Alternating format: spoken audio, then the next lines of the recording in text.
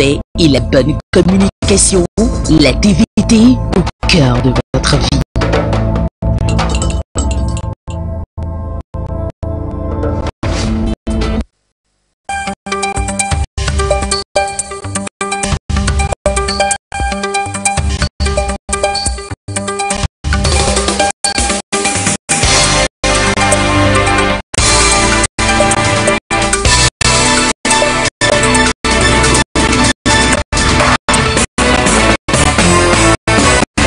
La TVT au cœur de l'information.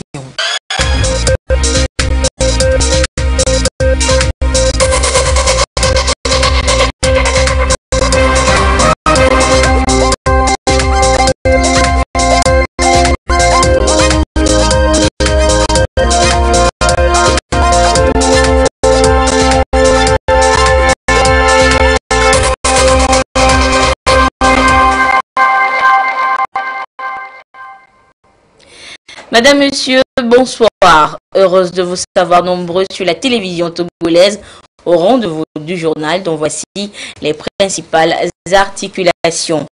L'eau, la réponse est dans la nature. C'est le thème de la journée mondiale de l'eau célébrée ce 22 mars. Un thème qui appelle tout un chacun à préserver l'écosystème pour un accès durable à cette denrée.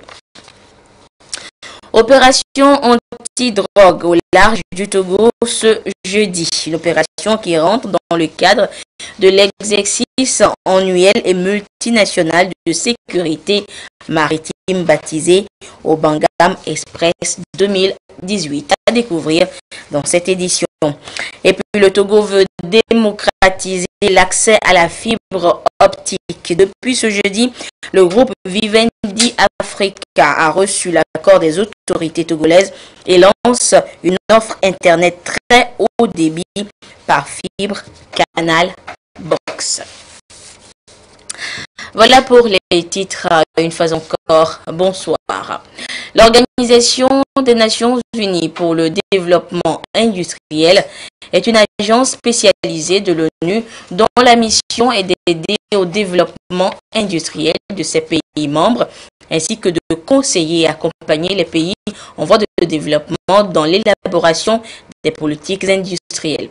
Et justement, Madame Helen Hay, ambassadrice de bonne volonté au sein de cette agence onusienne, est venue partager son expérience en la matière, soutenir les efforts du Togo dans sa politique d'industrialisation et les projets que notre pays a dans ce domaine. C'était au palais de la présidence de la République au cours d'une réunion de haut niveau avec les parties prenantes du secteur de l'industrie ce jeudi. Et elle a par ailleurs été reçue par le président de la République, Faure Sozimna Nyazingbe, avant cette rencontre. Nous écoutons Madame Hay au micro de Ramdan Bassina. Madame Hélène a été au Togo pour participer à une retraite stratégique qui a eu lieu au mois de juillet dernier à Kara pour parler de la stratégie et la vision du Togo. Elle est venue spécifiquement pour notamment partager son expérience professionnelle de conseil auprès des gouvernements africains et de la Chine en matière de création d'emplois et de lutte contre la pauvreté. Elle a fait l'expérience personnelle de voir la Chine lever 650 millions de personnes du seuil de pauvreté en l'espace d'une seule génération.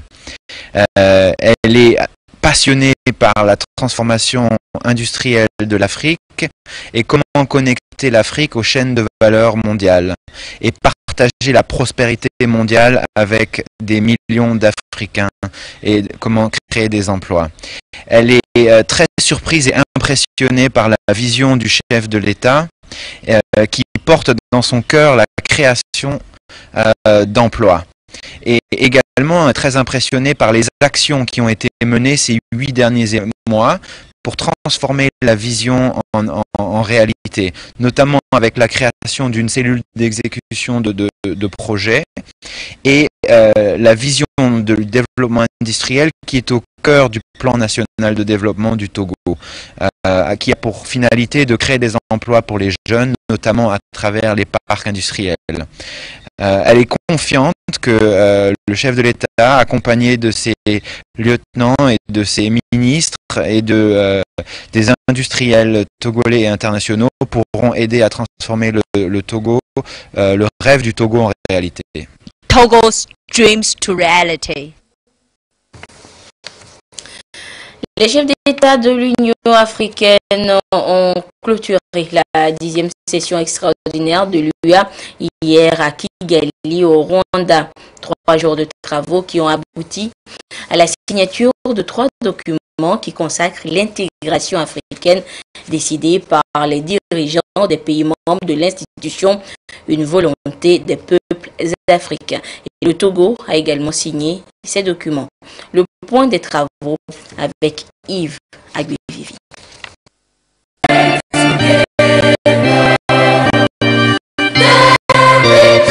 C'est par l'exécution de l'hymne de l'Union africaine que cette session extraordinaire de l'Union africaine a commencé à Kigali. 3 documents ont fait l'objet de signature à cette 10e session extraordinaire, notamment l'accord cadre relatif à la zone de libre-échange continental africain, la ZLECA, suivi de la déclaration de Kigali et le protocole sur le marché unique du transport aérien, ce dernier dossier piloté par le chef de l'État, Faure Zinania Singbe. Si à l'ouverture de cette 10e session extraordinaire de l'Union africaine, l'hôte, le président de l'Union africaine, président du Rwanda, Paul Kagame, a dans son message affirmé que la rencontre de Kigali témoigne de la volonté des pays membres de l'Union africaine de voir l'Afrique évoluer d'une seule voie. Le président de la Commission de l'Union africaine, Moussa Faki, trouve que la dite rencontre historique marque une étape importante dans la marche du continent vers son intégration. Pour le leader de la ZLECA, le président nigérien Issoufou Mahamadou, ce rendez-vous est l'expression de la volonté des Africains de créer les conditions nécessaires à une meilleure intégration et à rappeler certains atouts d'une telle intégration et à préciser qu'au finish, l'afro-pessimisme doit disparaître. Des atouts vivement souhaités par les participants pays membres de l'Union africaine qui ont signé les 3 documents, y compris le Togo, dont le chef de l'État a été représenté par le ministre des Affaires étrangères, Robert Dussé. Nous avons signé cet après-midi ici à Kigali 3 accords au nom du président de la République, le président Faure Gnassingbé, qui est président en exercice de la CEDEAO, et également champion désigné par ses pairs pour piloter le projet de marché unique aérien africain. Aujourd'hui, c'est un succès d'abord pour la CEDEAO parce que le président Issoufou du Niger a piloté le projet du libre-échange du commerce en Afrique. Et c'est un véritable succès. Sur les 55 pays africains, 44 pays ont signé cet accord. Nous avions 43 pays qui ont signé la déclaration de cet accord et également 27 pays qui ont soutenu le protocole d'ouverture du marché africain. Donc nous pensons que c'est un succès pour la CEDEAO, un succès pour tous les chefs d'État et de gouvernement, et également pour le Togo, parce que le Togo s'apprête lui aussi, avec le président de la République, de travailler pour que le marché aérien africain soit ouvert à tous les pays. C'est un chantier qui est important.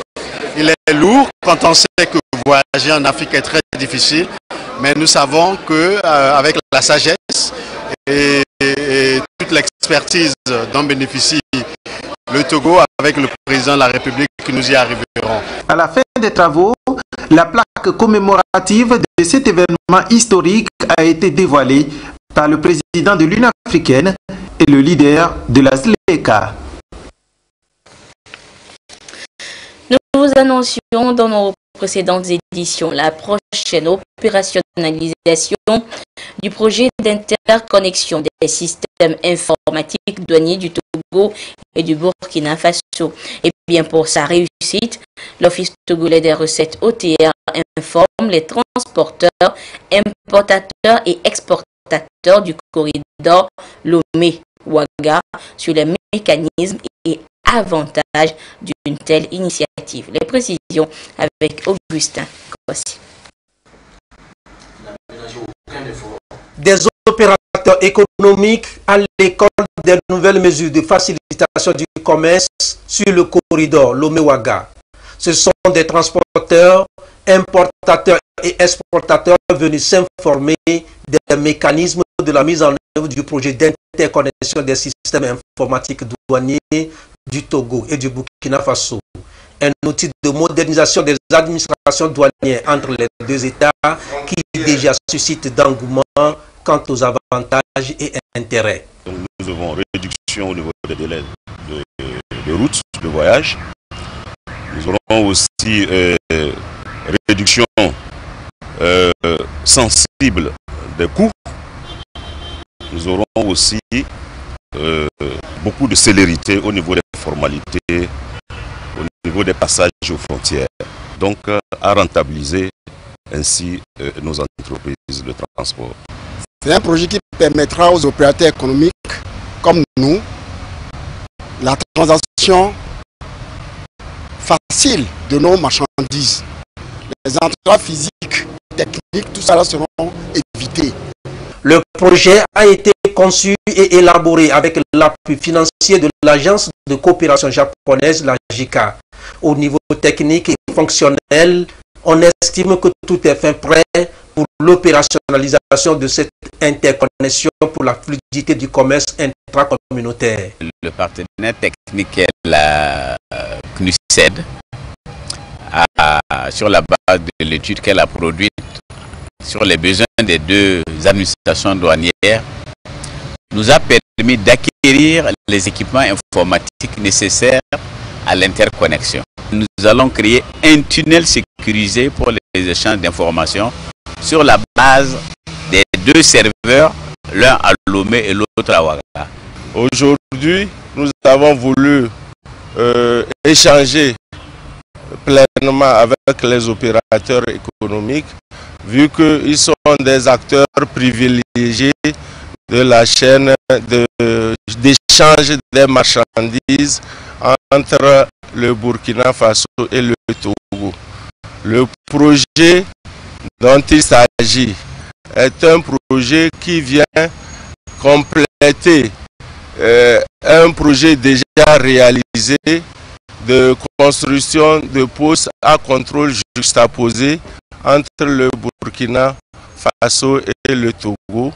Ceci dans le but de faciliter les échanges entre ces deux pays. C'est un projet d'envergure régionale qui va favoriser la libre circulation des personnes, des capitaux, des biens et services dans l'espace UEMOA.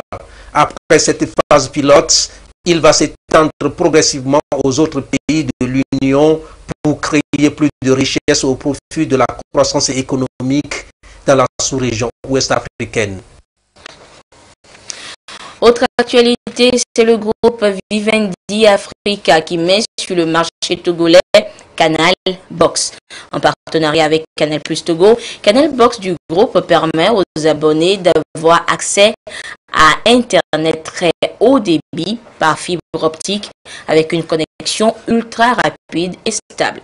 Le lancement officiel de ce produit, c'était ce matin en présence du ministre en charge de l'économie numérique. Le compte rendu avec Arnaud Kiliou et Tabitha Essi Akakou.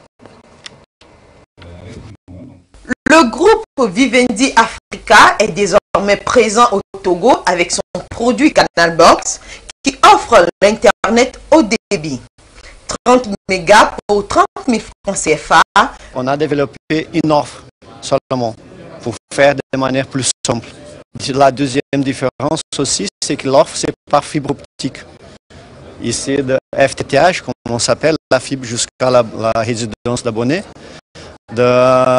juste de début jusqu'à la fin. Donc, on connecte par fibre tous les chemins chez vous. Il n'y a pas d'interférence, il n'y a pas de problème, il n'y a pas de coupage. C'est une installation faite pour nous-mêmes. Donc la qualité de service et le contrôle de qualité, c'est plus élevé.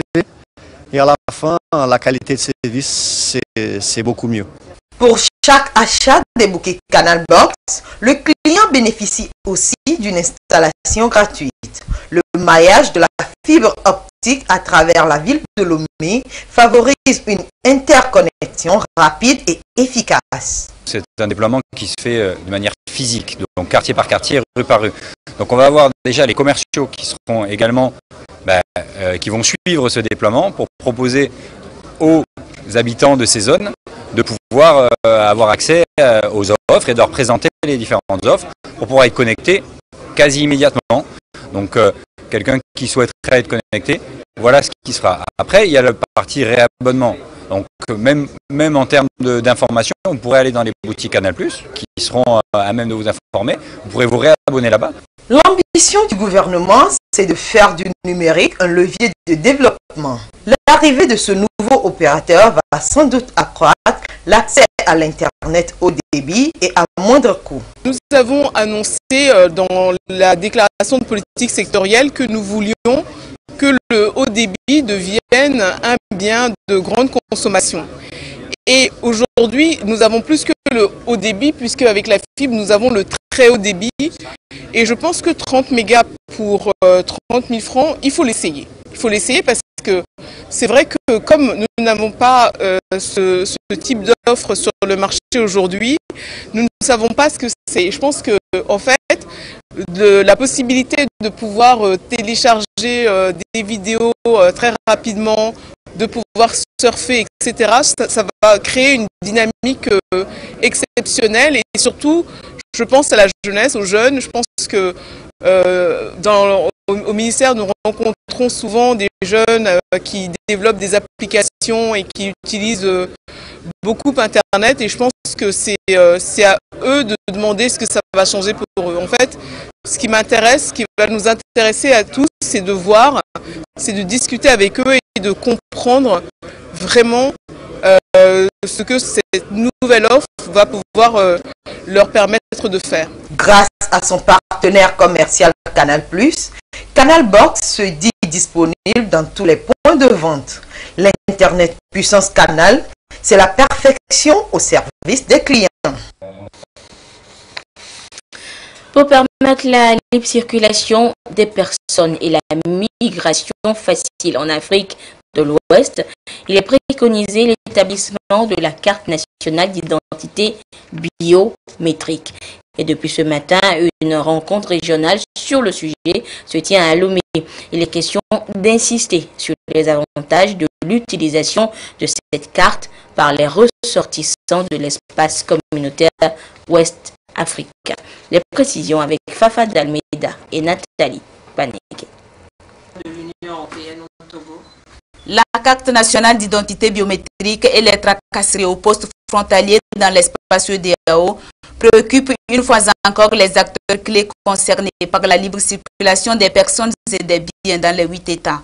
À Lomé, il s'agira pour les pays comme le Nigeria, le Sénégal et le Ghana de partager leurs expériences afin d'enrichir les actions du projet piloté en la matière par le groupe de réflexion et d'action Femmes, Démocratie et Développement GFDD du Togo. La rencontre que le GFDD organise aujourd'hui s'inscrit dans le cadre d'un projet que nous avons intitulé Promotion de la carte d'identité biométrique et lutte contre les tracasseries aux frontières du Togo avec ses pays voisins. Ce que nous avons constaté à la suite d'une étude que nous avons menée dans le cadre de ce projet, c'est que cette CEDEAO des peuples doit, pour pouvoir être effective, lutter contre un certain nombre de tracasseries que les citoyens rencontrent au niveau de des frontières de nos pays lors des traversées et lors des échanges commerciaux effectués par ces citoyens et citoyennes. Cette rencontre régionale est également une opportunité pour rappeler l'intérêt et l'importance de la carte biométrique, faire l'état des lieux de la carte brune d'assurance CEDEAO et aussi présenter les actions prioritaires à mener pour l'établissement et l'opérationnalisation de la carte biométrique au Togo. La carte brune, c'est un instrument remarques qui viennent d'appuyer sur le protocole de la libre circulation, parce que bien évidemment, quand on parle de la libre circulation, il y a des risques, comme les risques d'accident, les autres risques transfrontaliers. Donc, c'est dans cette image qu'on a instauré la carte brune. Où sommes-nous aujourd'hui? Aujourd'hui, la carte brune, c'est systématique dans presque tous les pays membres de la CEDEAO.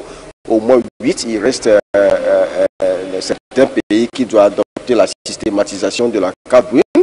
Au Togo, ici, la systématisation a été déjà prise. Des extorsions de fonds, des saisies de marchandises, des prélèvements illicites, des harcèlements de tout genre et parfois même des violences physiques sont autant de tracasseries au poste frontalier dont il est question. D'où la nécessité de conjuguer les efforts pour formuler des actions concrètes à mener en vue d'atteindre les résultats escomptés dans l'espace. En 2011, le Togo se dotait d'un plan d'action national pour l'implication des femmes et des jeunes Togolais dans la résolution des conflits et la consolidation de la paix. Après sa mise en œuvre, des insuffisances constatées ont conduit à l'élaboration d'un nouveau plan pour la période 2018 et 2022.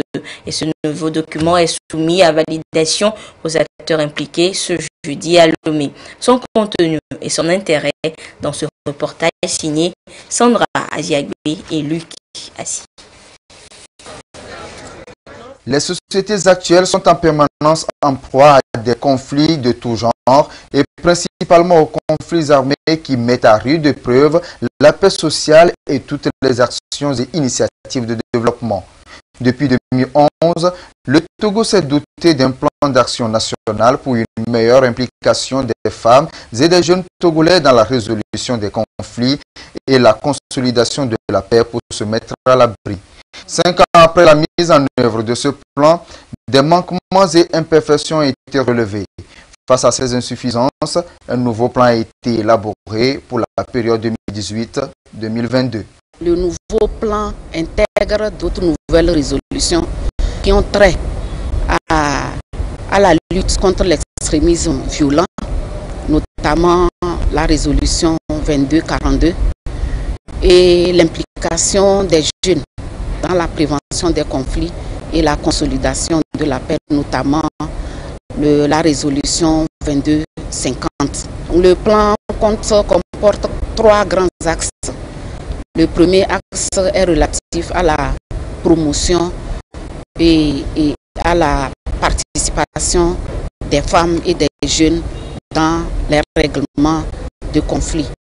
Et le deuxième axe a trait au plaidoyer et à la promotion de ces résolutions dont nous venons de parler. Et le troisième axe est relatif à la promotion de la culture de la paix à la base. De nouvelles résolutions sont donc inscrites dans ce nouveau plan pour l'implication des femmes et des jeunes dans la résolution des conflits et la consolidation de la paix afin qu'il soit un cadre de référence pour tous. Après une exécution relativement satisfaisante du plan d'action 2011-2016, vous avez élaboré pour les 5 prochaines années un nouveau plan d'action que vous vous apprêtez à valider.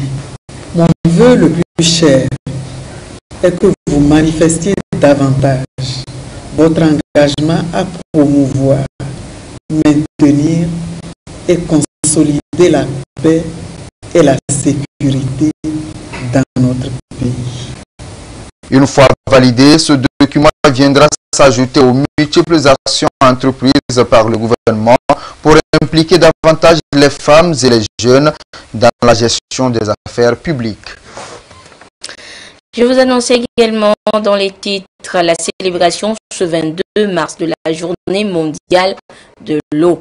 Occasion une fois encore de sensibiliser les acteurs de tous horizons sur les enjeux de cette denrée. Le ministre de l'eau et de l'hydraulique villageoise, à travers Un message a lancé un appel à la population togolaise dans son ensemble à avoir un regard nouveau sur les questions d'eau et d'assainissement.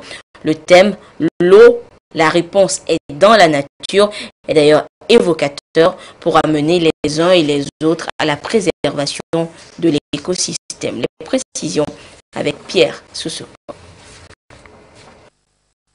Les solutions basées sur la nature ont-elles le potentiel de résoudre nombre de problèmes d'eau et d'assainissement? De toutes les façons, les Nations Unies s'engagent pour cette approche.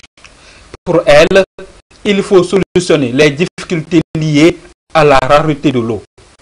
À cette journée mondiale de l'eau, on statue.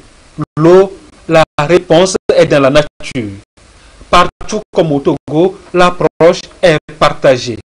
Le ministre de l'eau, de l'assainissement et de l'hydraulique villageoise, pour l'occasion, mesure l'urgence des actions pouvant contribuer à la préservation des ressources en eau.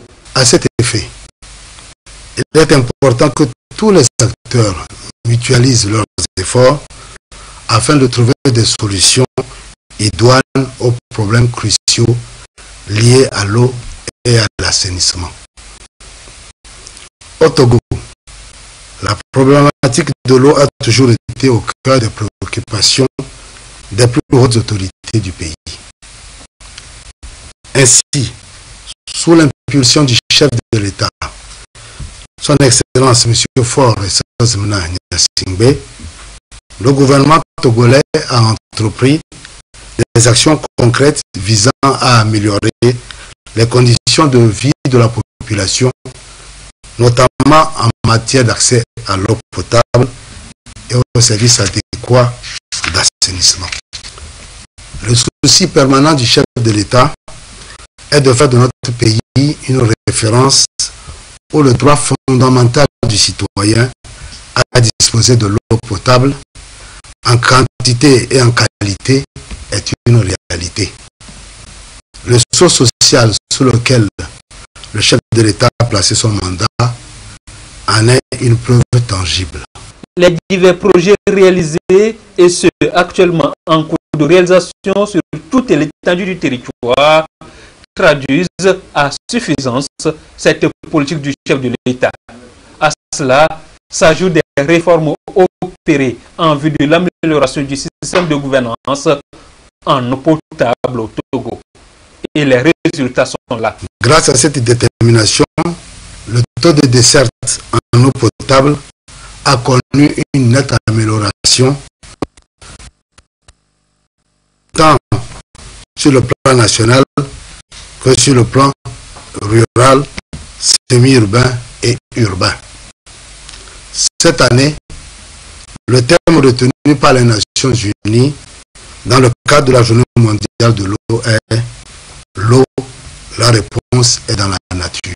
Le thème de cette année cadre parfaitement avec la vision du chef de l'État, sous la coupole de qui le gouvernement œuvre inlassablement par des projets d'envergure à la restauration de notre écosystème et pour la fourniture de l'eau en qualité et en quantité requise pour toute la population togolaise.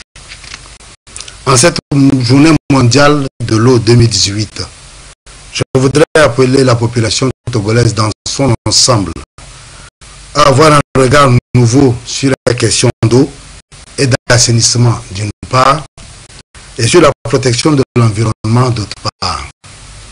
J'invite chaque citoyen au respect scrupuleux des dispositions réglementaires prévues par la loi portant code de l'eau et à adopter des comportements citoyens afin de préserver notre environnement et par ricochet l'abondance et surtout la qualité de l'eau pour la santé publique. Décideurs et usagers sont donc tous appelés à plus d'actions responsables, aussi bien pour l'amélioration de la couverture en eau potable qu'aux conditions d'assainissement au profit des populations. Et les politiques du gouvernement togolais en la matière justifie toute l'attention accordée à la thématique. Une délégation du ministère en charge des ressources forestières est en tournée de sensibilisation à travers le pays. Il est question d'expliquer aux acteurs locaux le contenu du protocole de Nagoya sur l'accès aux ressources génétiques et le partage juste et équitable des retombées. Le point des étapes de Kara et Atakpamé de la tournée avec nos correspondants Nestor Monzou et Silver Abdou. Le protocole de Nagoya d'octobre 2010 est un accord complémentaire de la Convention de Rio sur la diversité biologique adoptée, elle, en mai 1992 et entrée en vigueur le 29 décembre 1993. Le Togo a signé le protocole de Nagoya en septembre 2011 et l'a ratifié le 9 février 2016, témoignant de sa volonté de contribuer à l'atteinte des objectifs du dit protocole qui s'articule autour de l'APA, accès aux ressources génétiques et le partage juste et équitable des avantages découlant de leur utilisation. Selon ces engagements, l'État togolais est tenu de mettre en place un système national APA qui permettra d'appliquer toutes les exigences du protocole de Nagoya. C'est dans ce contexte que cette rencontre de Kara est organisée en vue d'informer et de sensibiliser les acteurs des régions Savane, Kara et Centrale. Il s'agit notamment des tradithérapeutes, des chercheurs et des chefs traditionnels. Les participants qui sont ici présents donc sont tenus d'informer les autres acteurs qui n'ont pas pu faire le déplacement et surtout de comprendre les enjeux qui sont liés au niveau de ce protocole, les principes de partage des avantages, de quoi il s'agit. Et donc nous aurons des communications qui vont porter sur ces aspects-là. C'est quoi le partage des avantages, quand intervient ce partage et comment faire en sorte que ce partage soit juste et équitable, comme le dit le protocole lui-même. Et ce qui est aussi très important dans ce protocole, c'est la prise en compte des connaissances traditionnelles qui sont détenues par les communautés locales et souvent qui ne sont pas valorisées ou qui ne sont pas protégées. C'est la toute première fois qu'une rencontre a été initiée au Togo sur l'accès aux ressources génétiques et le partage juste et équitable des avantages découlant de leur utilisation du protocole de Nagoya. C'est le début d'un processus qui va conduire à l'adoption d'une loi nationale sur les ressources génétiques et le mécanisme APA.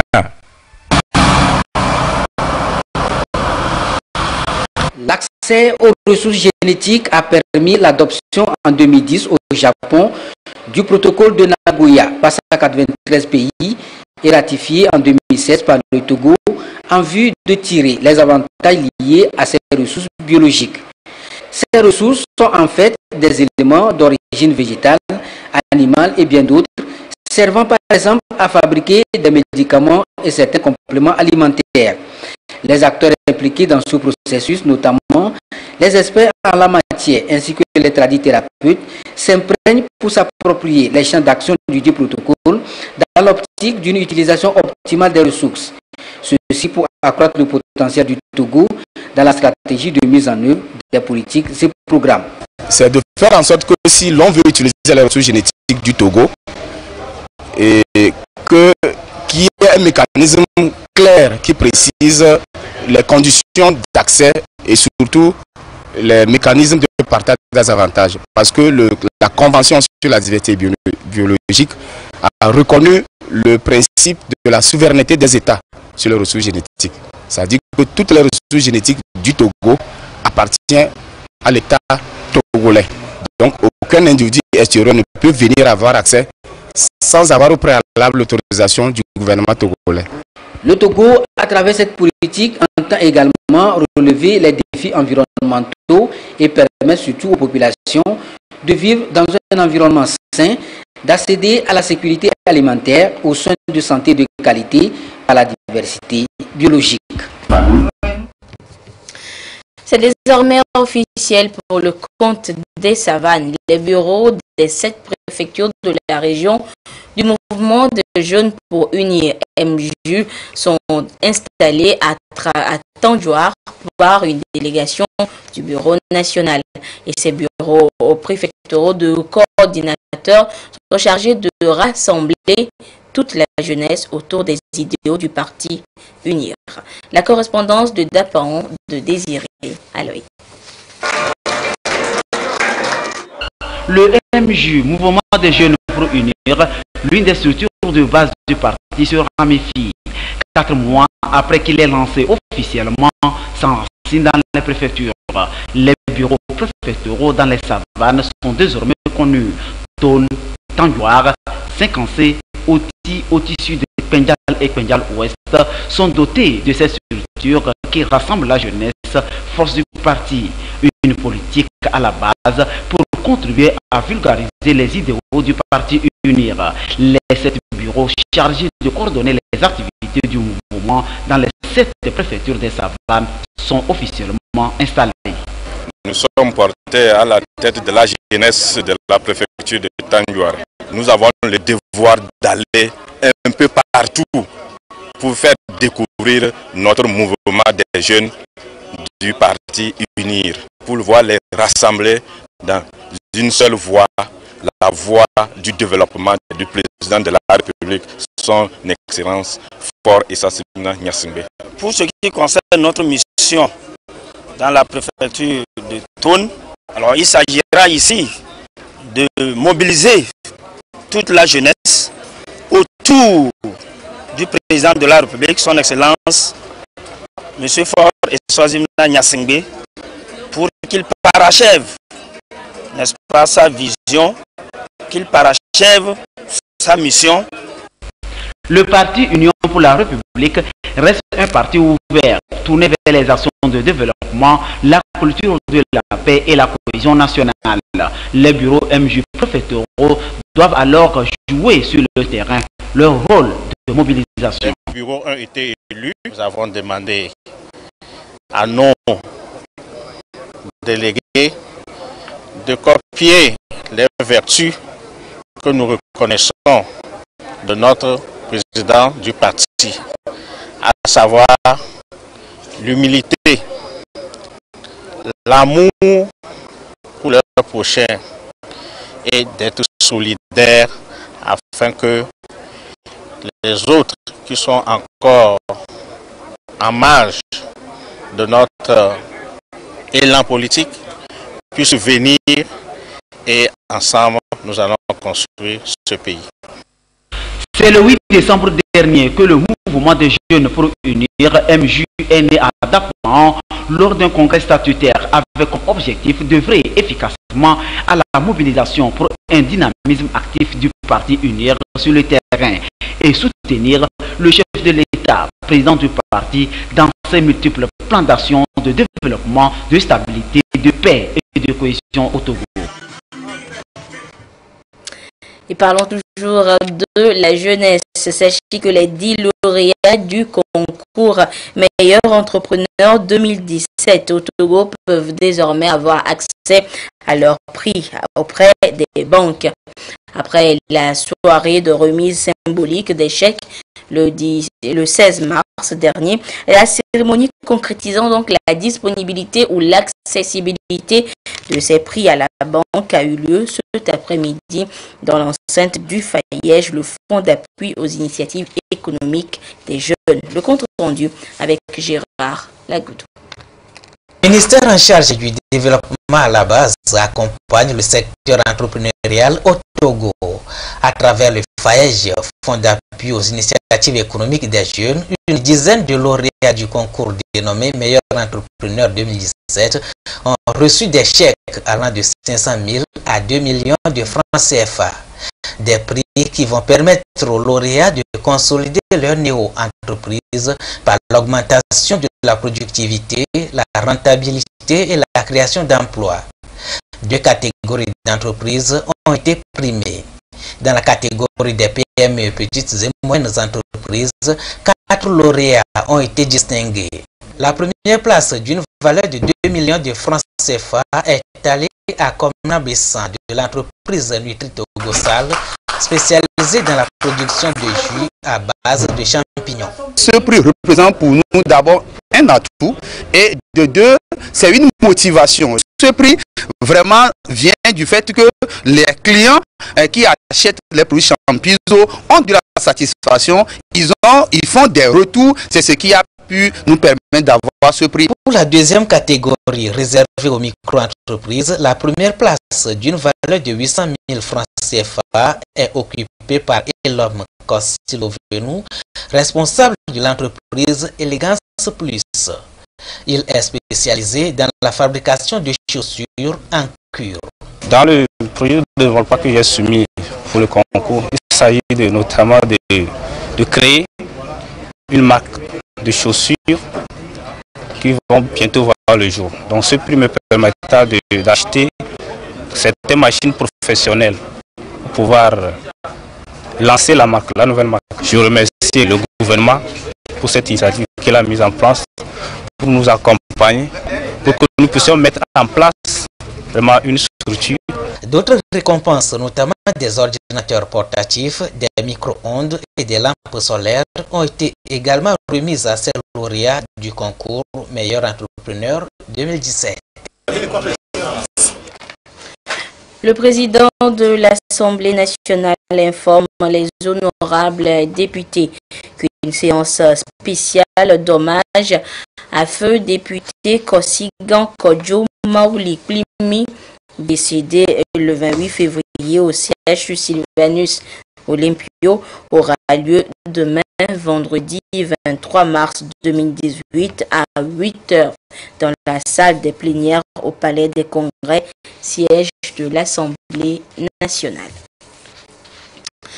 Un projet dénommé Marché biologique pour le développement vient d'être lancé ce matin à Lomé.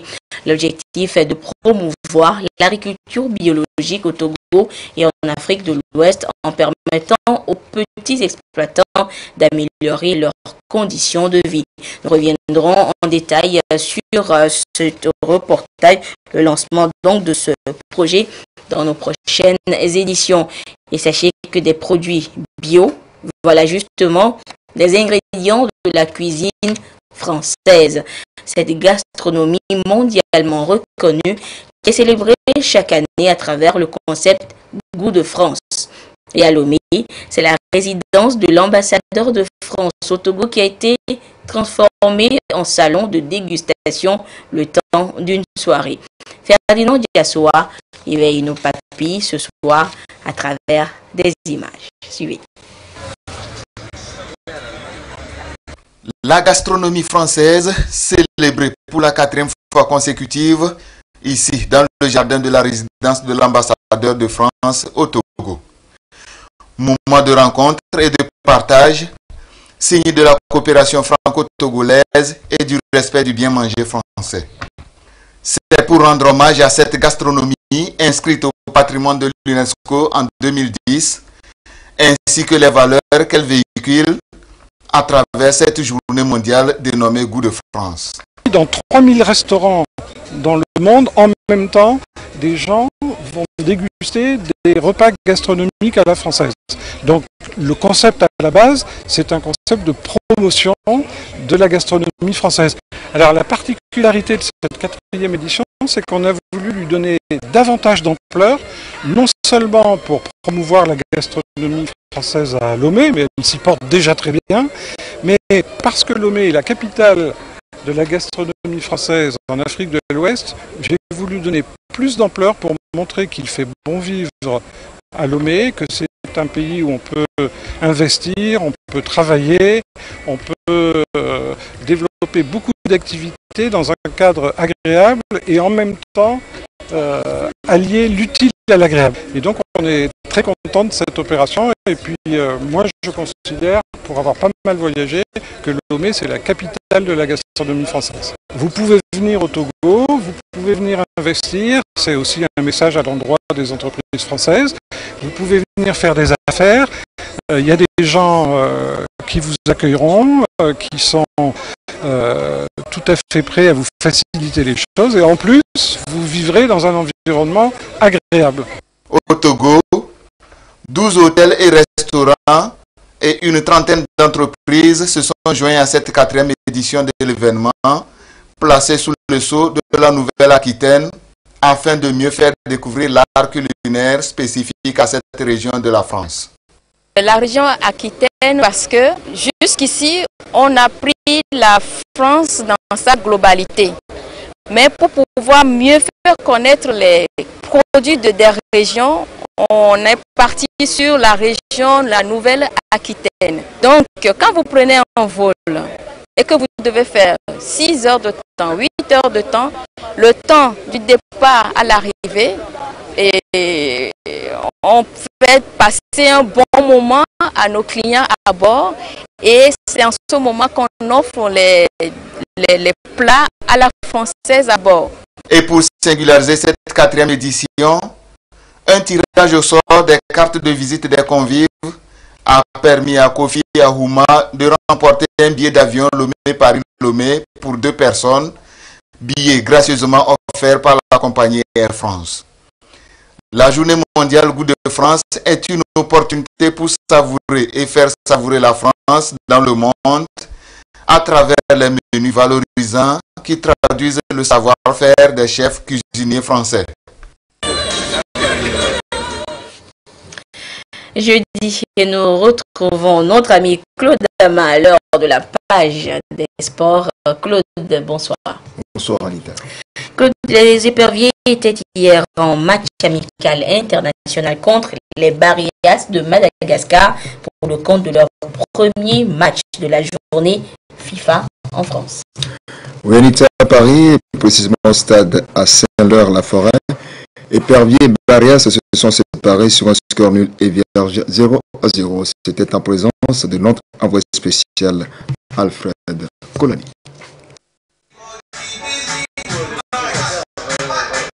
Le dernier classement FIFA, celui du mois de mars, place Madagascar à la 109e place, loin devant le Togo, 128e. Mais ce n'est pas seulement sur le papier que les barrières sont devant les éperviers. Ils le sont aussi et surtout sur le terrain. Même si l'on n'a pas eu droit à la fin à un tableau de bord, on peut affirmer que l'équipe malgache a possédé le ballon durant une bonne partie du match. Plus agressifs, plus lucides et comme des morts de faim, les barrières sont vite rentrés dans le match, discutant tous les ballons aux éperviers timorés et peu inspirés. En maintes reprises, il a fallu la classe du gourd togolais Bassadieri pour sauver les poulains de Claude Leroy.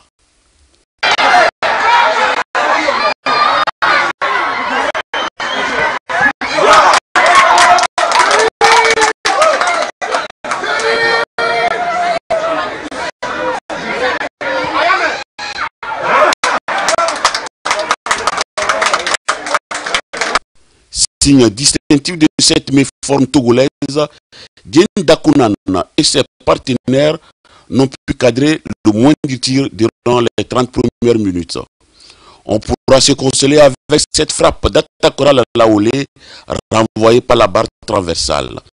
Une frappe, la première, la véritable pour les éperviers, qui est intervenue seulement à la 28e minute, au moment où les Malgaches enregistraient déjà 4 tirs cadrés. La mi-temps intervient avec une promesse des Togolais, celle de mieux faire en deuxième partie. C'est une équipe en rodage.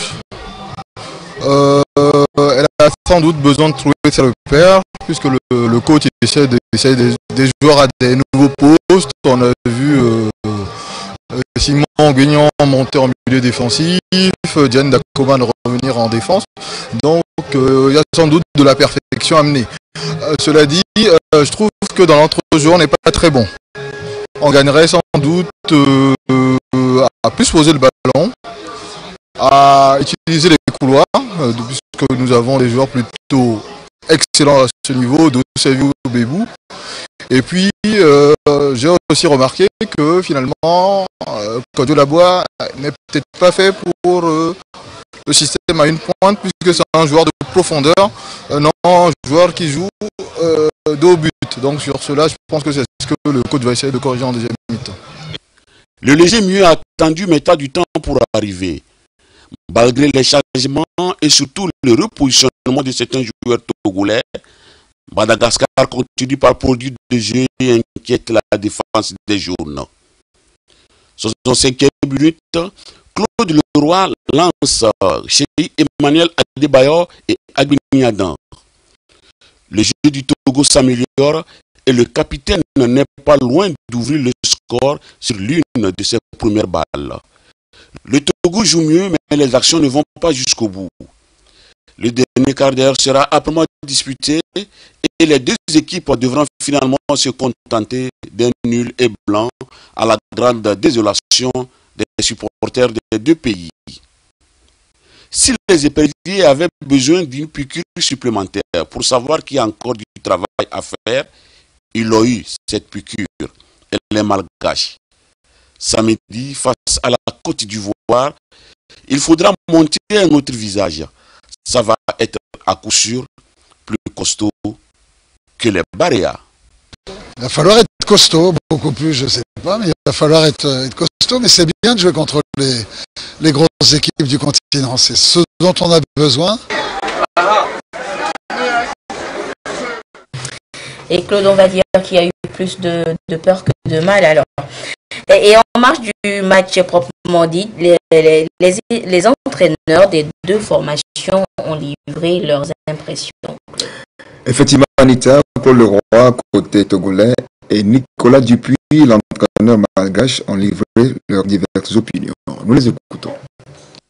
Difficile face à une équipe très engagée, c'est le moins qu'on puisse dire, mais bon, ils ont fait preuve d'enthousiasme, de volonté, chercher à trouver des solutions sur des longs ballons, donc on était un petit peu déplacé sur ces longs ballons. Petit à petit, on est revenu dans le match en jouant assez bien, mais on ne s'est pas assez créé d'occasion. Quand Cheye est rentré, on a vu la différence là.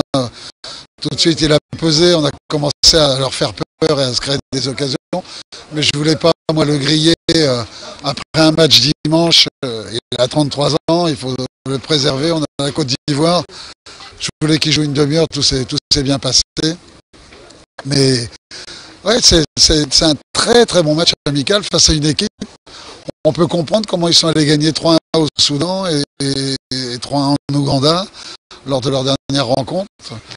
C'est une équipe qui va faire souffrir d'autres équipes sur le continent africain. Je les vois bien, moi, se qualifier pour la prochaine Coupe d'Afrique des Nations. Ouais. On fait une très bonne entame. Sur une demi-heure, on peut marquer, on doit marquer. On aurait sans doute mérité sur l'ensemble du match, mais au bout d'une demi-heure, et surtout après la rentrée d'Adebayor, c'est un peu plus compliqué. Mine de rien, la présence simplement d'un tel joueur que je respecte énormément et qu'on respecte tous, nous, on le respecte trop. Et ça nous a fait reculer de 10 mètres et on s'est mis en danger bêtement. Bon, voilà. On a gagné au point, ça ne suffit pas au football. On fait 0-0 contre une très bonne équipe du Togo. Encore une fois, et l'un et l'autre, je pense que Claude Leroy est comme moi, on était sur un match de préparation parce qu'il y a des joutes beaucoup plus importantes qui arrivent à partir de septembre. Nous, on aura le Sénégal, ce sera encore plus compliqué peut-être. Et ensuite Guinée équatoriale et Soudan où on jouera notre qualification pour la CAN. On a vraiment envie d'y aller, ce serait historique pour Madagascar. Je serais content pour la fédération, je serais content pour le peuple malgache en général et mes joueurs. Et Claude Bouclon par le championnat scolaire de football de l'inspection Lomé commune qui s'est achevé hier au stade municipal avec le sacre du lycée technique d'Adido Gomé en hommes et dames.